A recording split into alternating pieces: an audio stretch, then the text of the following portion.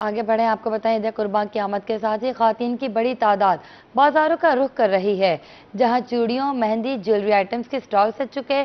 खुसूसी रियायती ऑफर्स और रंग बिरंगी चूड़ियां खातन की खुसूसी तवज्जो का मरकज बनी हुई है। मजीद बताएंगे दिलबर हुसैन।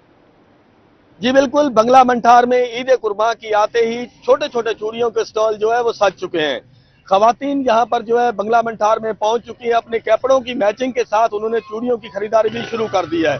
मैं यहाँ पर एक स्टॉल पर मौजूद हूँ, जहाँ पर कुछ खवातीन जो है चूड़ियां खरीद रही हैं। उनसे जानते हैं कि उनकी ईद की तैयारी कैसी चल रही है। जी हाँ जी, बहुत अच्छी तैयारी है। सूटा नाल मैच करके चूड़ियां लिया ने, बहुत अच्छिया ने। हैदराबादी मशहूर चूड़ी है, बिल्कुल सूटा नाल मैच करके हर कोई आंदा लैके जाता है। अकेली मैं नहीं हूँ, बहुत ज्यादा औरतां ने। ठीक है, अच्छा माहौल है।